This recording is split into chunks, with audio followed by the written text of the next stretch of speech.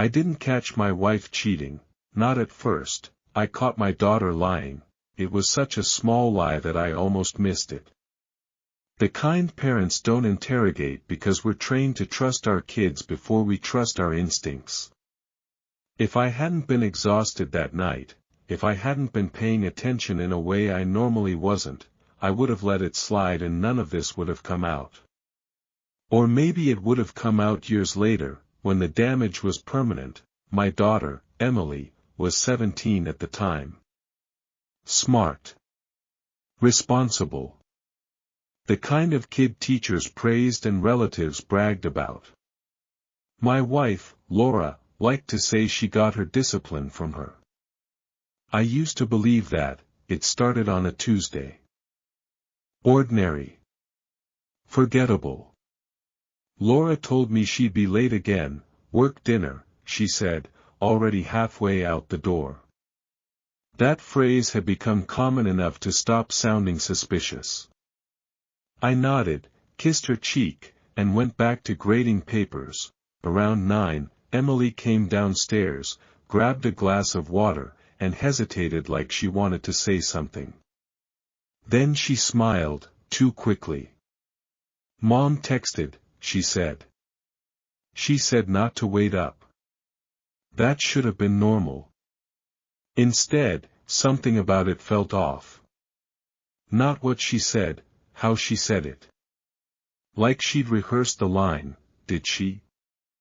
I asked casually. Emily nodded. Yeah. She's with coworkers. I checked my phone out of habit. No message. I told myself Laura probably texted Emily instead. That alone wasn't strange. Still, the lie sat in my chest like a pebble in a shoe, small, irritating, impossible to ignore once noticed. Okay, I said. Good night. Emily paused on the stairs. Dad? Yeah. Don't worry about Mom, okay? That was when the pebble turned sharp. I didn't confront anyone that night. I didn't snoop. I didn't accuse. I told myself I was tired, that I was imagining things. Parents are experts at explaining away the early signs of disaster. Laura came home after midnight. She smelled like wine and something unfamiliar, clean, masculine, not unpleasant. She crawled into bed and wrapped her arm around me like nothing in the world was wrong. I lay there awake, staring at the ceiling, wondering why my daughter felt the need to reassure me about my own wife. The next few weeks were full of little moments like that. Emily intercepting calls. Emily offering explanations before I asked questions. Emily casually mentioning where her mom was, even when I hadn't wondered out loud. It was subtle, but once I noticed it, I couldn't stop seeing it. One night, I heard them whispering in the kitchen. I paused at the top of the stairs. Heart pounding like I was the one doing something wrong. I don't like lying to him, Emily said. Laura's voice was low, urgent. I know. But this is temporary. Is it? Yes. I promise.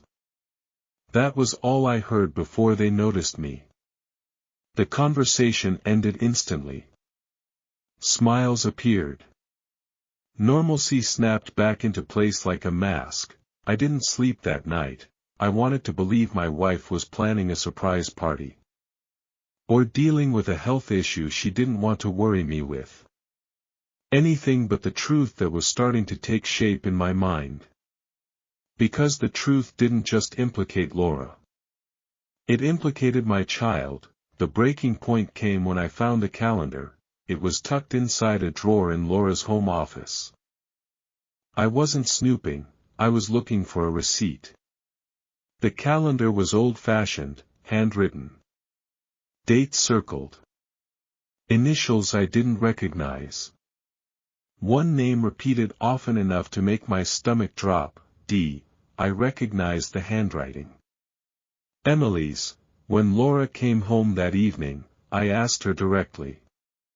Who's Dee? She didn't even pretend to misunderstand.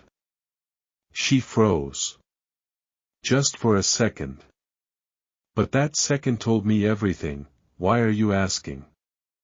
She said. Because my daughter's handwriting is all over your calendar, I replied. And I'd like to know why she's tracking your schedule better than I am. Silence. Thick. Unforgiving, Emily came downstairs halfway through the confrontation. One look at Laura's face and she knew.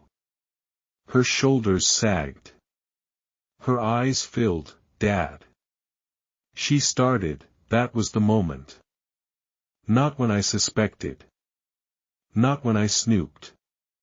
But when my own daughter looked at me with guilt instead of confusion, Laura sat down heavily. It's not what you think, she said. I laughed. Not because it was funny. Because I suddenly understood how deep this went, how long. I asked. Laura looked at Emily. Emily looked at the floor. How long, I repeated, have the two of you been lying to me? Emily whispered, almost a year. A year of dinners. Birthdays. Holidays. A year of my wife sleeping next to me while my daughter helped keep her secret. A year of family photos that now felt like evidence in a trial. Why? I asked Emily. My voice didn't sound like mine. She cried. I didn't want you to get hurt.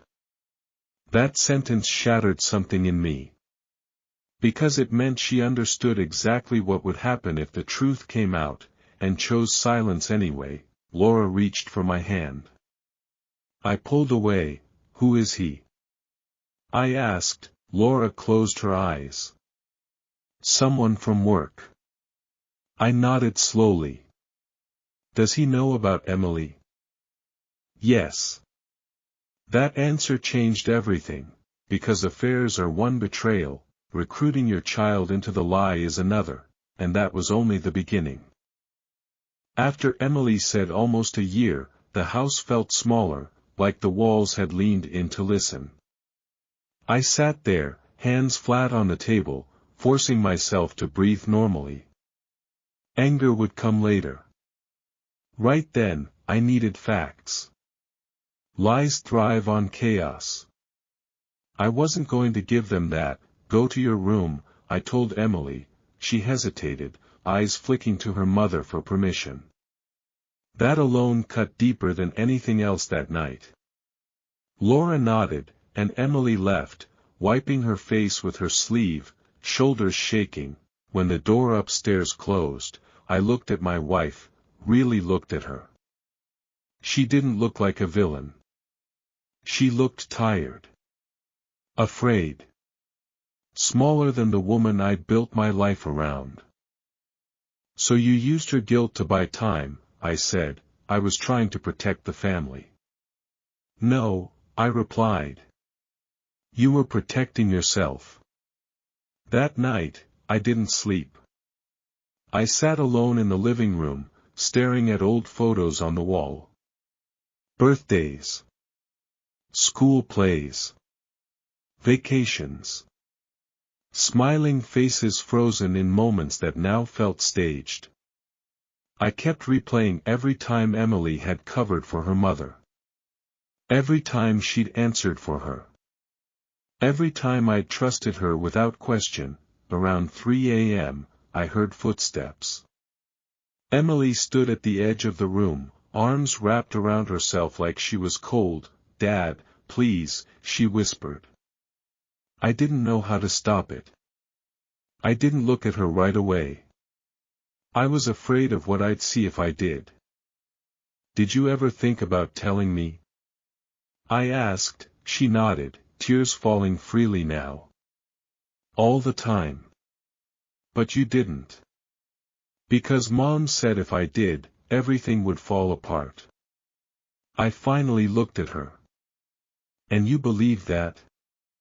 She shook her head. I believed you'd be hurt. That was the truth. A selfish, well-meaning, devastating truth. The next morning, I called in sick to work. Laura tried to talk to me. I told her not to. I needed time, and for the first time, she didn't argue. She knew she'd run out of leverage. Over the next few days, pieces started clicking into place. Late fees on accounts I didn't remember opening. Conversations Emily had shut down when I walked into the room. Laura's sudden interest in paperwork, in passwords, in things she'd never cared about before. I checked our finances. What I found wasn't dramatic. No massive withdrawals. No emptied accounts. Just something worse, preparation. Money quietly moved. Savings redirected. A college fund adjusted, small amounts at a time, barely noticeable unless you were looking for them. Emily's college fund. I sat there staring at the screen, my chest tight. The betrayal layered on itself until it felt unreal. Not just my marriage. Not just my trust. The future I'd been building for my child. When I confronted Laura, she didn't deny it. We needed flexibility, she said. For what? I asked. She hesitated. In case things went bad. I laughed, a short, bitter sound. Things are bad. They've been bad for a year. That was when I understood something crucial. This wasn't an affair that got out of control. It was an exit strategy that hadn't finished yet. I told Laura I wanted a separation. Not a discussion. Not a negotiation. A statement. She cried. She begged. She promised to cut contact. Promised therapy. Promised transparency. I'd heard enough promises. Emily overheard us. Later, she knocked on my bedroom door. Are you leaving? She asked. Terrified, no, I said. But things are going to change. She nodded slowly, like she already knew. That night, I made a decision that would define the rest of my relationship with both of them. I froze the accounts. All of them. Including the college fund. Not out of revenge, but control. Until I understood how deep the damage went, no one was touching anything. When Laura found out, she exploded. You can't do that. She shouted. I already did, I replied. Emily watched from the stairs, horror spreading across her face. In that moment, I realized something painful but necessary. Consequences don't stop being consequences just because they affect people you love, and this story, this betrayal, was far from over. After I froze the accounts, the house changed. Not dramatically. Not loudly. It changed in the way glaciers move, slow, inevitable, crushing everything underneath. Laura stopped yelling. That scared me more than the anger. When manipulators lose volume, it's usually because they've started calculating. Emily barely spoke to me. She moved through the house like a guest who knew she'd overstayed her welcome. Doors closed softly. Footsteps careful. She avoided eye contact. When she did look at me, there was something new there, not just guilt, but resentment. That was when I realized I'd been wrong about something fundamental. Emily wasn't just protecting her mother, she was protecting herself. The realization didn't come all at once. It came in fragments. Little moments that didn't make sense until they suddenly did. I found emails on the family computer, drafts Emily never sent. College applications. Essays about integrity. About honesty. About the sacrifices her parents made. Reading them felt like swallowing glass. The words were beautiful, earnest, and completely detached from reality. One night, I asked her to sit with me. Just the two of us. No accusations. No raised voices. I needed to understand who my daughter had become when I wasn't looking. When did you know? I asked. She stared at her hands. Before Mom told me. How? I saw messages pop up on her phone. She said quietly. At night. I recognized the name. And you didn't tell me. I was scared, she replied, but her voice lacked conviction. Scared of what? She hesitated too long. Of losing everything. That was the first honest answer she'd given me. What does that mean?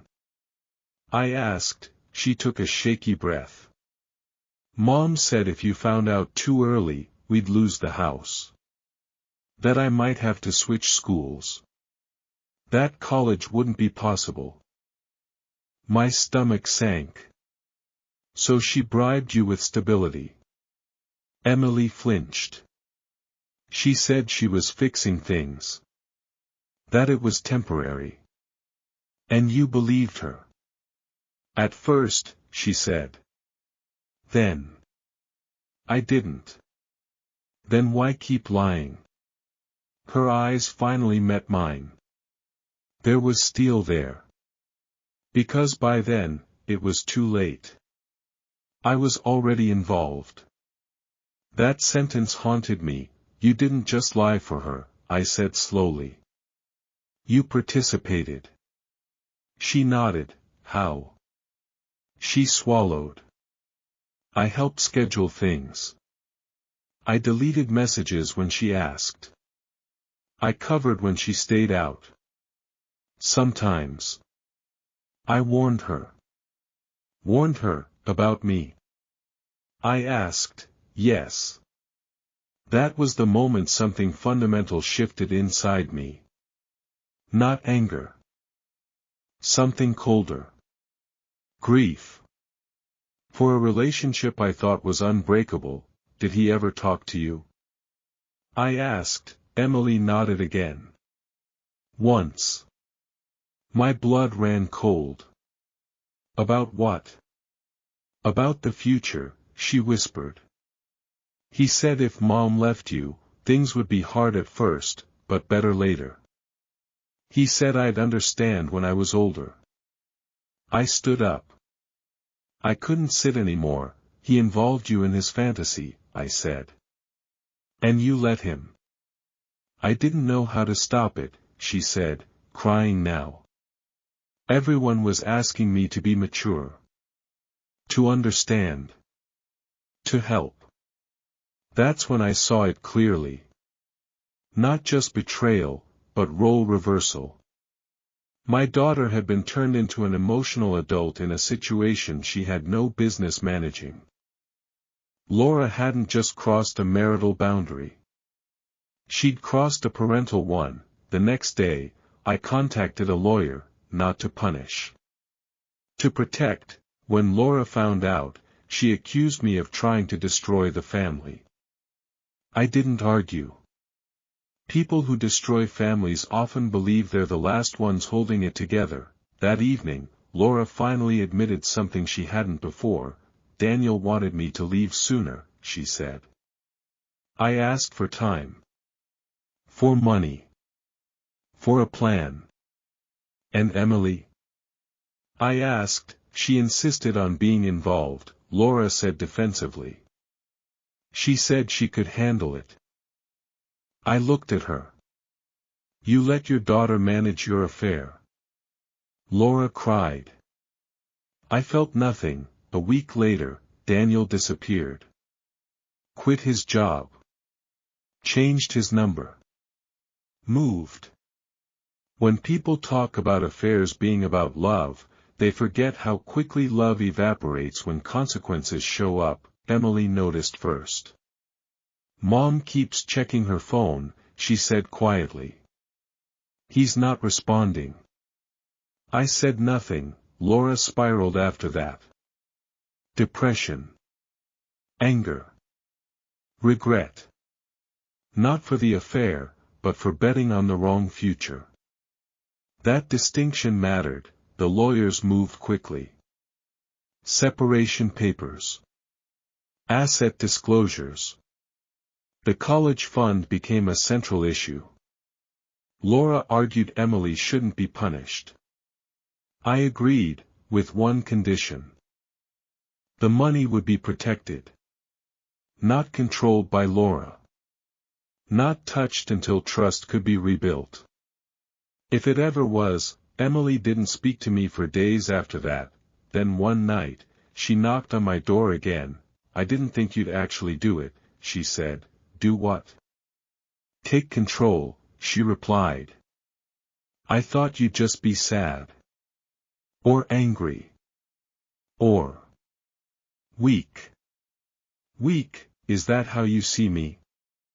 I asked. She looked away. It's how Mom described you. That sentence explained everything. In that moment, I understood the true cost of betrayal. Not the marriage. Not the money. But the way it rewrites children's understanding of the people who love them, and the hardest truth of all settled in. My wife didn't just cheat on me, she taught my daughter how to justify it. By the time Daniel vanished, the house no longer felt like a battlefield. It felt like a crime scene after the fact, quiet, sterile, stripped of emotion because the damage had already been done. Laura moved through the rooms like a ghost, touching things without purpose. Emily stayed locked in her room, headphones on, drowning out a reality she had helped create and no longer knew how to face. I thought the worst was over. That all that remained was paperwork, therapy, and time. I was wrong. The real collapse didn't come from my wife, it came from my daughter. It happened on a Sunday afternoon. I was sorting documents at the dining table, bank statements, legal letters, school forms, trying to restore order to something that had never been as stable as I'd believed. Emily came downstairs slowly, like someone approaching a confession booth. Dad, she said. I need to tell you something. I looked up and immediately felt that familiar drop in my stomach. The one I now associated with truth arriving late. Okay, I said. She sat across from me. Her hands were shaking. There's more you don't know. I closed the folder in front of me. Then tell me. She took a deep breath. The college fund. I didn't just help Mom move the money. I waited. I asked her to, she said. The words landed softly, but the impact was brutal. Why? I asked. Her voice cracked. Because Daniel promised something. My chest tightened. Promised what? That if Mom left you, he'd help pay for my school. That he had connections. That I wouldn't have to worry.